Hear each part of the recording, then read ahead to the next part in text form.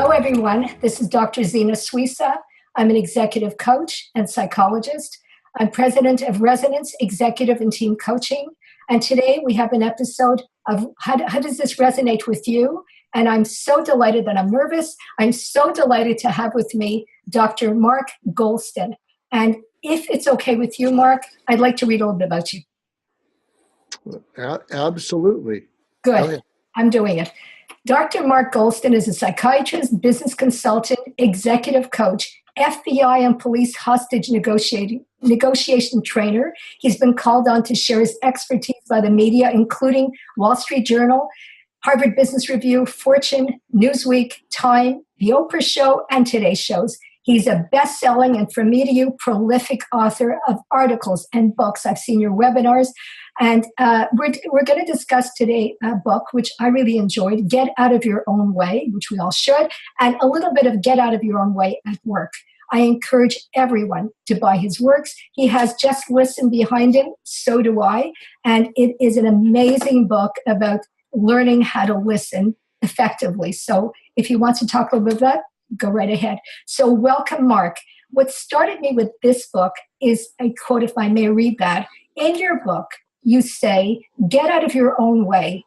And you state, one of the greatest tragedies you can experience is to come to the end of your life and realize that it has not been everything you hoped it would be. Even more tragic is to realize that your failure to fulfill your hopes and dreams was due in large part to your inability to get out of your own way. And there it is. It is never too late. The time to overcome your self-defeating behaviors is now, or you run the risk of having deep regret over opportunities missed, satisfaction lost, and love not given or received. This to me was very profound. Well, I learned it because amongst many things I've done, I used to be a suicide specialist, still am, and a death and dying specialist. So I used to do house calls to dying patients, and a number of them had been very successful, but at the end, they felt that they may have blown it. Yeah. I can remember one person, and what they appreciated is I could be very direct with them. Mm. And I said, you look awful, and I don't think it's because you're dying. You've been dying as long as I've known you. So what's the deal? And he said, I don't know that I've ever done anything important in my life. Mm. I said, you have a hospital named after you. You have all you've created thousands of jobs. And he looked at me and he smiled, and he was very well known in the public arena, but he had one of these, crazy personal lives. That's not unusual. And he says, don't con a con man, especially when he's dying. I have all the love that money can buy. Right. And that's all it's worth. And everything that I thought was important turns out not to be. And everything that I thought was not important turns out to be important. And it's just too late.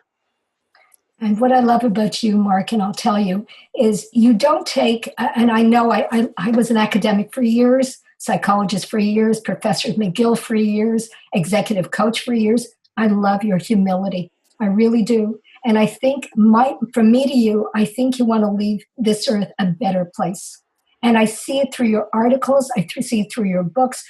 They're so diversified too. You've talked about Elon Musk and Trump, and we won't go there right now, but you're very diversified in your work. But I believe what grounds you is your humility. And that's from me to you. You may feel different, but that's how I feel.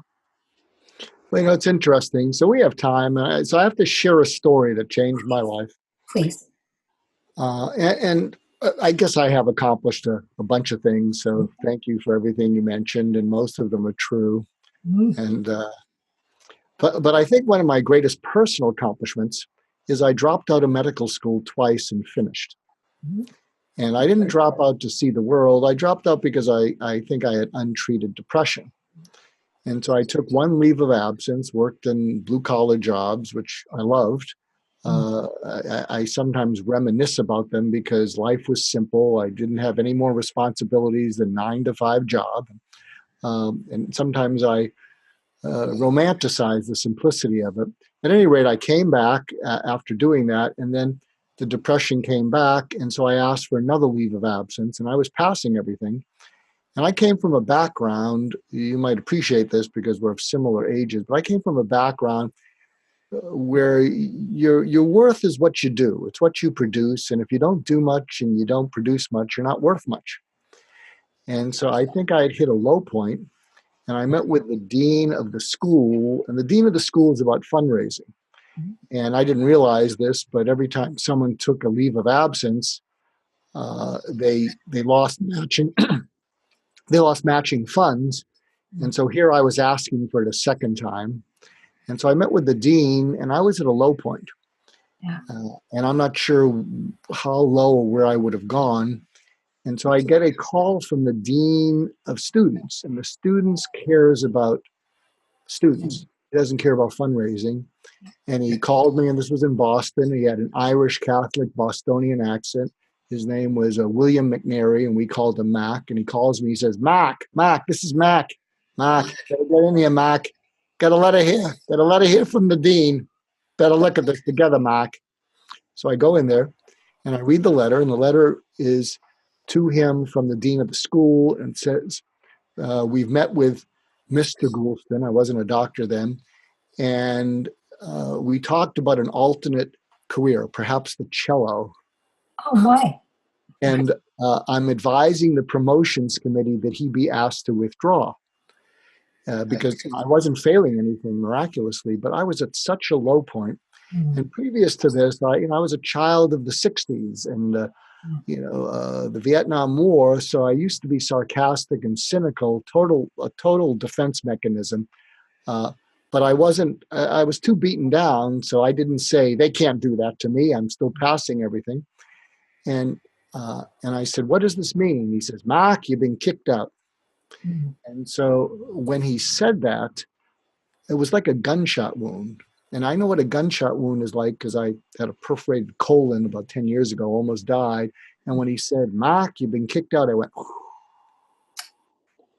and I'm not spiritual, but I thought I was bleeding from my eyes. So I just kept touching my eyes like this because I thought it was blood, but it was tears.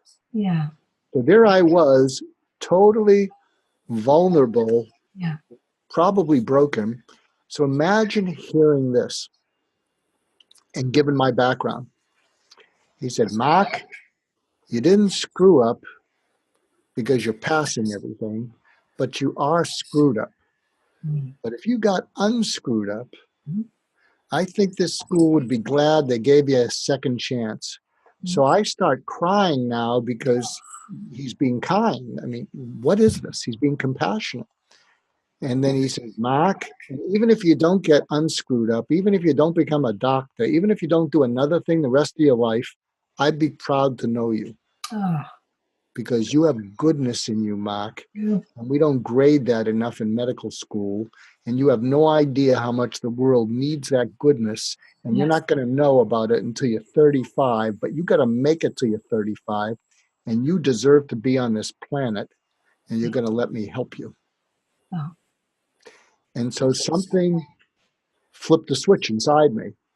I think if he had said, if I can be of help, call me, I probably would have gone back to my apartment. I might not even be here today. But instead, he saw value, a future, and goodness in me when I saw nothing. And then he went to bat for me against the whole promotions committee. And he was just an anatomy instructor, but he stood up for me at his own expense. So it flipped a switch in me. And so what happened is, that's why I became a suicide specialist for 20 years. And that's what I would do, is I would see goodness in my patient, and I would grab them by the neck, and I wouldn't let them fall through the cracks. And I did that for 20 years, and none of them killed themselves, which is, they needed what I needed. So how does this go back to get out of your own way? Well, I think what happens is, what self-defeating behavior is, self-defeating behavior is a coping strategy. So when something awful happens to us, we start to plummet. I'm a neuroscientist, so what happens is, as we're plummeting, there's something in our brain called an amygdala, It hijacks us away from being able to think. The blood flow goes preferentially to our lower brain. It doesn't even go as much to our prefrontal cortex because we're trying to survive. Right. And what happens is when you're trying to survive, you just reach for anything that will help you in the moment.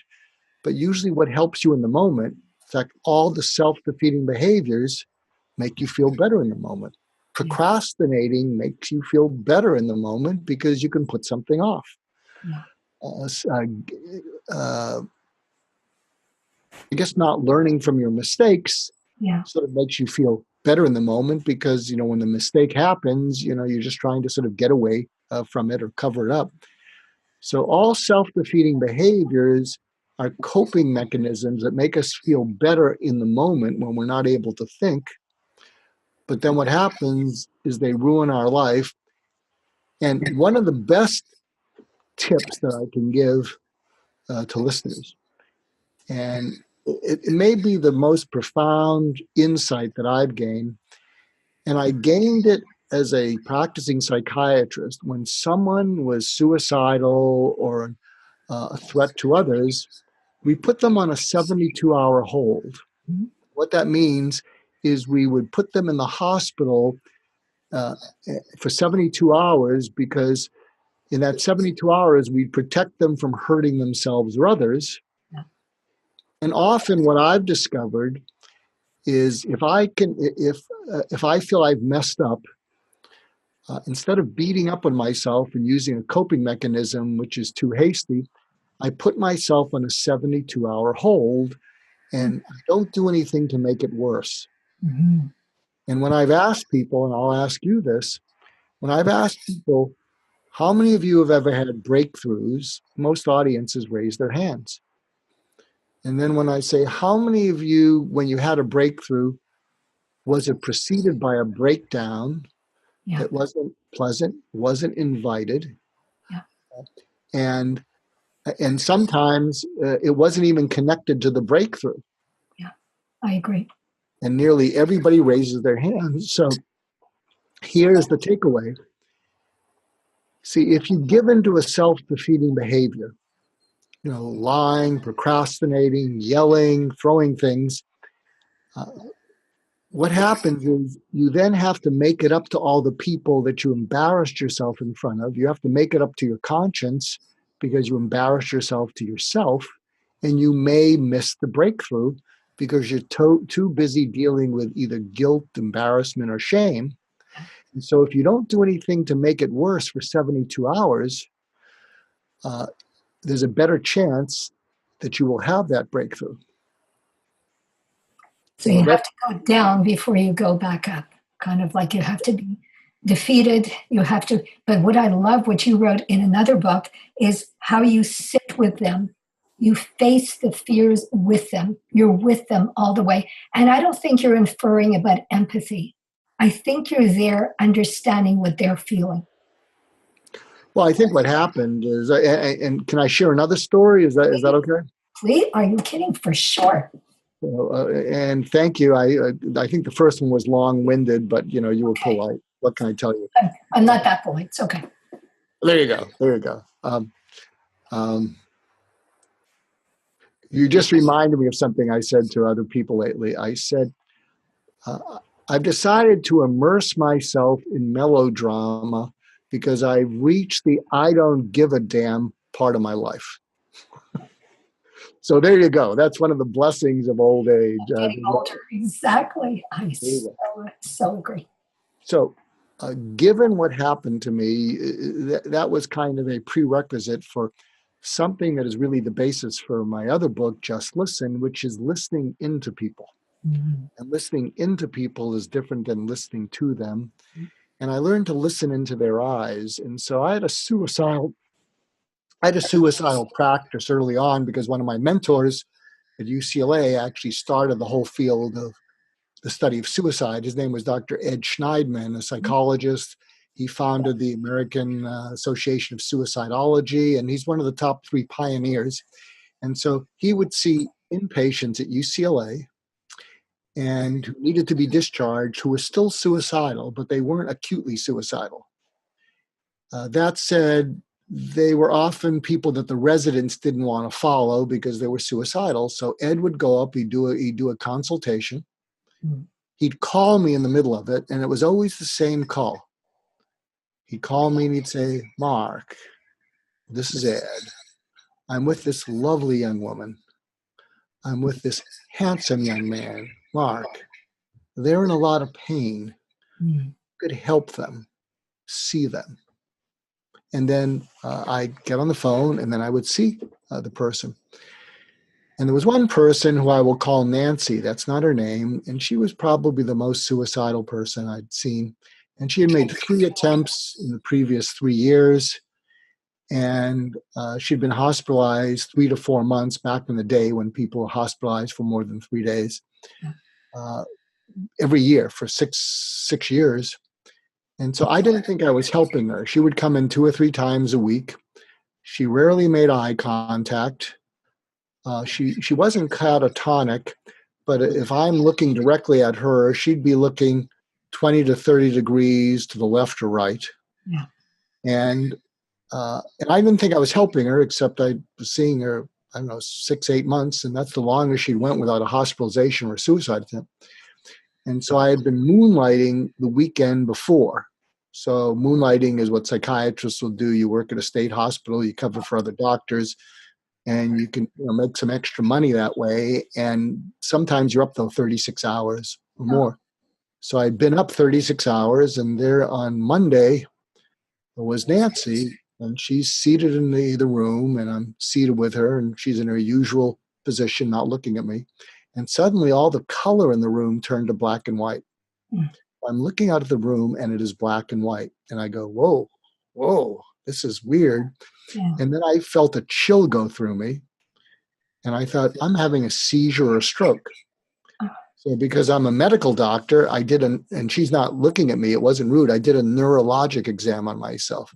So I'm taking my finger and I'm following it like this. I'm tapping my elbows, all these things. And she's just looking like this. And I thought to myself, I'm not having a stroke or a seizure. I'm all here. Mm-hmm. And then I had this crazy idea that I was looking at the world through her eyes. Mm-hmm. And so because I was sleep deprived, Yeah. I thought something, but it turned out that I blurted it out. And I said, Nancy, I didn't know it was so bad, and I can't help you kill yourself. Mm. But if you do, I will still think well of you. I'll miss you. Maybe I'll understand why you had to get out of the pain. And I thought, ooh, I just gave her permission. Ooh, that's not good. Ooh, don't write that in the chart. And so she looked at me, and I thought she was and she looked right into my eyes, and I thought she was going to say, thank you for understanding. I'm overdue. And I said, what are you thinking about, Nancy? She looked right into me, and I realized I'd gotten it right. And she said, if you can really understand why I might have to kill myself to get out of the pain, maybe I won't need to. And then she smiled. She gave up her suicidality, and the room came back, the color came back, and Nancy came back. And so that's when I learned to listen to people from their inside out. And I'm on a mission teaching the world to listen to each other that way. I spoke in Russia to the Russian Federation in October of 2017. And there's actually a 3-minute highlight reel, which I think is unbelievable. And I didn't ask them to do it, but they wanted to show how a speaker could engage an audience. And basically what I did is I just listened into them. And I assumed innocence, and I assumed goodwill. I know. And they opened up to me. I know. And it is about goodwill, the desire to be there for another person. And that's what I said. You want to leave a lasting impact on this world where there's so many things going on. And you know that we live in 2 different countries, but it's difficult here. I taught young students, I taught older students. There's so much more problems than there were 10 years ago. So I too want to help other people just like you. But you've been amazing. You've been amazing. And I will say it again. I love your humility. And I love the idea that you want to be right to the last day. And I wish you many years till 120, life, a good life, a healthy life. But I believe you want to make a difference. Where other people say, I want to make a difference, I believe with everything I am that you do want to make a difference. And I've heard enough of what you've said. Like I said, books, articles. I think that's what your calling is, your mission. Well, here's the issue. I'm not even the right religion, but um, Dean McNary, I've come to view as an angel. Mm. In fact, I'm going to get back in touch with a friend of mine who is the dean pastor of St. John the Divine, which is the biggest Gothic cathedral in North America in Manhattan. His name is Reverend Jim Kowalski. I'm excited. I'm going to be connecting with him. We haven't spoken for a couple of years. And what happened is I was telling him the story about medical school. And as I was sharing it with him, I got this flush all through my body. I mean, I just felt this warm glow. And I said, Jim, Dean McNary was an angel. I mean, he was a real angel. I don't mean that figuratively, and I'm not particularly, religious or whatever. And without missing a beat, Reverend Jim said, "Yes, he was, Mark." And but here's the good and bad news: when an angel comes in your life, and saves it, you walk differently. You just walk differently. The bad news, it's not bad, is you're compelled to pay it forward. You don't have a choice. And why I'm so excited is for 25 years, I was a suicide specialist. And then I got kind of compassion fatigue. And I went out into the business world. And, I've written extensively. And what the business world actually taught me is you have to, you're not scalable, Mark. You need to come up with processes that other people can follow. Yes. Otherwise, it's all going to be on you. That was the problem in being a suicide interventionist. It was all on me. Yeah. In my journey into the business world, if people do a search for me, Google me, most of my articles have processes, follow these steps. And so what I'm excited about is I have found a way to scale empathy. And I'm taking that on the road, and I'll give people a tip for how to do that. And I'm trying to actually get this through the suicide hotlines as an empathic tool that they can add to what the good work they're already doing. Put me on it. I will promote it. Absolutely. I think it's so needed and good for you. Well, thank you. No, and I'll send you Please do. An article on that. But for people, I'll just give you a tip that I'm giving to suicide hotlines. Okay. And I can cover this in 3 minutes. It's even shorter than one of my boring stories that you just. Oh, it's not boring. Not boring. No. So here's the deal. If you're with someone who is depressed, and this is what I'm sharing with suicide hotlines. If someone calls in and they obviously say, I feel like hurting myself, I feel like killing myself, it's a suicide hotline. Listen for 4 things. And what you listen for is hyperbole, inflection, adjectives, and adverbs. So hyperbole is they use words like awful, horrendous. Inflection is they raise their voice. Adjectives are ways of embellishing a noun. Adverbs are ways of embellishing a verb, and all of them have emotional juice on them. Mm-hmm. It's the tip of the iceberg. It's an opening into something deeper. So when they say any of those things, let them share it with you. And if they use a word, say awful or horrendous, let them finish. And you say more about the horrendous. Yes. Say more about, I can't take it anymore. And what will happen is you will notice that they start sharing more and more. And just listen is about helping people to open up and say more about those emotional words is a conversation deepener. Can we draw an analogy to coaching? Well, absolutely. Yeah. When you're coaching someone, Yeah. You want them to open up to you. Yeah. And so if you use conversation deepeners, so imagine the person you're coaching is saying something, and listen to those 4 things: hyperbole, inflection, adjectives, or adverbs. Say more. You're going to notice they're opening up more. Another conversation deepener is after they finish what they're saying next is go, really? Not really, but really. And they're going to go even deeper. And so what's happening is they're opening up with you about what's going on underneath. Yeah. They're investing in the connectedness between the two of you. There's a lovely word that I love. I forget who came up with it. It's 100 years old, called interbeing. And what's happening is when you open them up and you listen to them and they feel felt, it pushes the interbeing through the roof. And so when I'm advising a suicide hotline, so if you can imagine you're dealing with someone who's depressed the worst, and they do that, they feel rapport with you. The neuroscience of that is you just gave them a burst of oxytocin. They bond with you. Their cortisol goes down. Their amygdala goes back into their holster.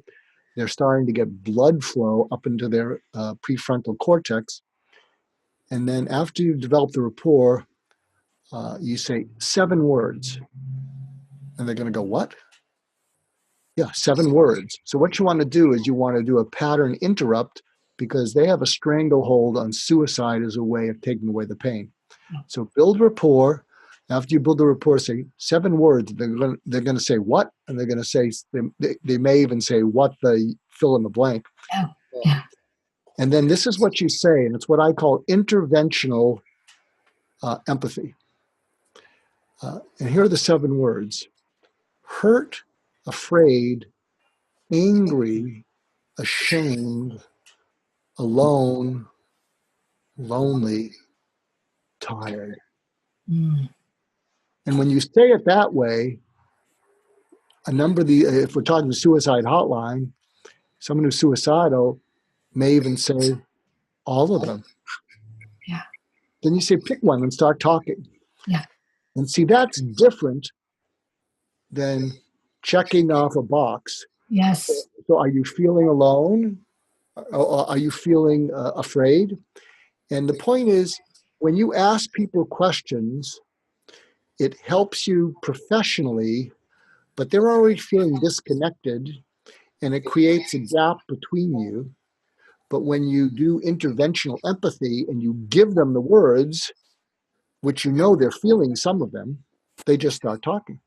And they're feeling felt. They're feeling felt. This is what I picked up in that book as well. They're feeling felt. Mm-hmm. So can I ask you one question? Because my goal was to talk about, listen, they can read the book themselves. We've got big boys and girls. And if they want to learn, like you wanted to learn, like I wanted to learn, there was just a couple of things that caught me. And of course, it's personal too. This holding grudges, this self-defeating behavior of holding grudges. And I've been surrounded by a lot of people with that. Adults, children, holding the grudge. What causes that? And I love your book because you have usable insights. If you could briefly just give us a little bit about the root of holding grudges and what can they do so that they don't hold grudges. So in Get Out of Your Own Way, which, by the way, it was just recently released with a new cover. It was published in 1996. Okay. And here's a part of me not being humble. It's been in the top 12 self-help books at Amazon for 10 years. Amazing. I recently read the audiobook. I've never read an audiobook. So if you get the audiobook, it's me. So I wouldn't listen to my voice. I can't stand it, but you might like it. But what I talk about in holding a grudge is the usable insight is we forgive when we no longer need to blame, and we forget when we no longer need to remember. So what does that mean? Holding a grudge is a way of not forgiving and not forgetting. So why would we do that? Well, often by not forgiving, by continuing to blame people, it becomes a handy excuse. So an excuse we can use, and one of the biggest self-defeating behaviors is excuses, blaming excuses. And so a lot of times, rather than taking responsibility for our lives, it's easier to blame and not forgive someone. Yeah. Also, if someone has really traumatized you, one of the reasons you may not want to forget is because you may say to yourself, I don't want to lower my guard. I have to remind myself that I have to be on guard. Uh, Now, the way to get rid of this, and it's interesting, without going into detail, um, there's an unforgiving streak in my background. And having watched people who demonstrated that unforgiving streak, holding grudges, it was painful to be around. The people who had those qualities, they they led miserable lives. If they aimed it at you, they made you miserable. So just watching that, I said to myself, I don't care what happens to me in life. I'm not going to be vulnerable to people that are going to hurt me another time, but I'm not going to be bitter. Yeah. If I am bitter, I have lost. And I've kept to them, and which allowed me to go to Russia and assume goodwill and assume innocence. And they said, oh, wow, he's happy to see us. Well, we're happy to see him. But here's something that I learned from someone that you need to also interview, Dr. Shani Duperon. Okay. And she has something called Project Forgive, and it was nominated for a Nobel Prize. Oh, my. And she gave me one of the, I have some favorite quotes. I've had 3 favorite quotes that no one has been able to knock out of the top 3, and you might want to ask me what those are. But what Shani told me knocked them out. And I think to me, it's the top quote I've ever heard. Forgiveness is accepting the apology you will never receive. It is life-changing. Yeah. Back when I heard that, I realized that I was holding kind of a grudge against my dad, who died in 95. And, and the grudge was, I would have liked to get the pat on the back. I would have liked, him to say, I'm proud of you. And I think he was way down deep, but, he was someone who came from the Depression. Exactly. Always worried about making a living, probably always worried that I wanted me to make a living. And so I think I had a chip on my shoulder that he never really told me he was proud of me. And so in my mind, after I heard that quote, I imagined him saying to me from wherever he is, are you crazy, Mark? I am so proud of you. What you have done is beyond what I can imagine, what I would have hoped for, and that I didn't express it. And I was already proud of you before I died. And, I'm just shy. I was just emotionally shy. But, geez, you're terrific. You And are. when I imagine him saying that to me, I get a little emotional. And in my mind's eye, I've apologized to him. I said, Dad, I'm sorry for having a chip on my shoulder about it. And I'm sorry. And I apologize because I'm the shrink in the family. I should have known better about how it all works. Even if you're a shrink, you're human. You've got feelings, you've got emotions. There's an investment, mother, father. We all want to feel that they acknowledge us, they admire us, they validate us, And I don't think there's anything wrong with that. And they did live through a war mentality. That's right. Think that's what I started understanding. So they couldn't do any better. But there has to be forgiveness. Oh yeah, absolutely. Has to be forgiveness. It's amazing how much of here's something you can use. You're welcome to Go use it ahead. Give it to if me. you give presentations to groups.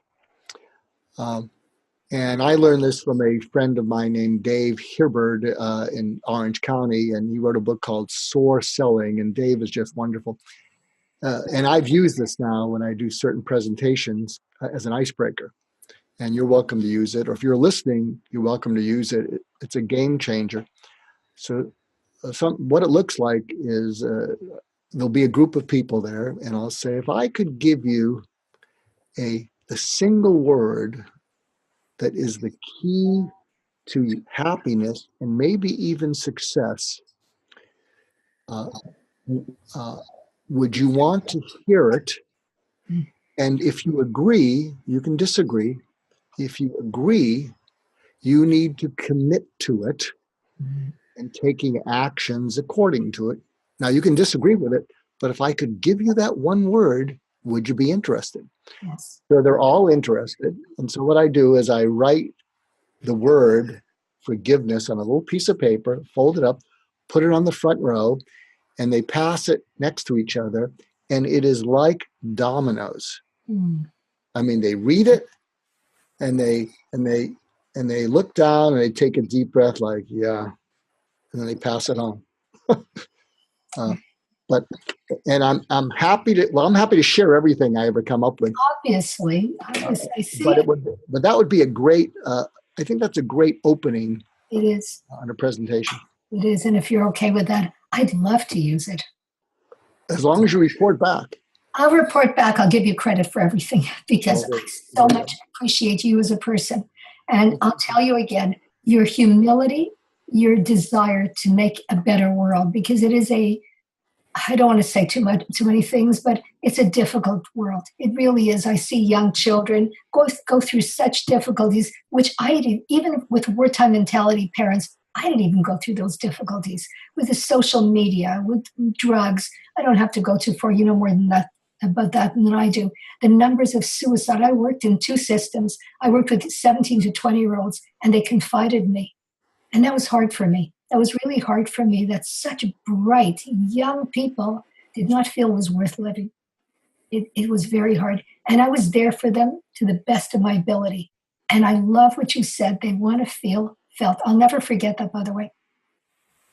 Well, there you go. See, the Alzheimer's hasn't kicked in yet. I see. I'm still with it. So there's something that I like about you as well, more than like about you. You like quotes. And I love quotes. I never wrote a paper without a quote. So there was one quote that I read. I have to find it. Here it is. If you create an achievement, you create a habit. If you create a habit, you create a character. If you create a character, you create a destiny. Andre Maurois. I love that. I love that. And with that, I don't want to keep you. I know you have a busy life. I think I could listen to you for a long time. I really could. And I think my viewers will love this. Love this. So they may not have you like I have you, but they can certainly read the books and we can discuss the books. Well, something also, here's something that you can do and they can do. Thank you. On Twitter, I have over 500,000 followers. Wow. I have a top tweet there that I keep pinned. Okay. And the tweet says, have you ever known of or known someone in your community who committed suicide? I've been slapped on the wrist. It should be died by suicide. And I keep it up there. There's over 950 comments. 50% of them are people just listing all the people in their lives who've killed themselves. About 10% people saying, I've tried 2 or 3 times and I'll probably do it again. It's not a clinical thing. And what I do is I keep reaching back and telling people to reach out to each other. It has 1.5 million impressions. Wow.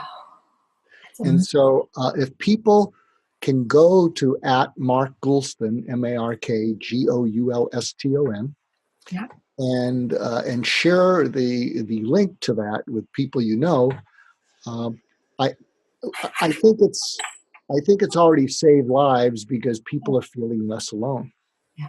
Yeah. And so if people could do that, that would be great. I'm now doing keynotes, workshops, I know, and ongoing training for parents and counselors and how to break through to depressed and suicidal people. And people can also visit me at markgoulston.com.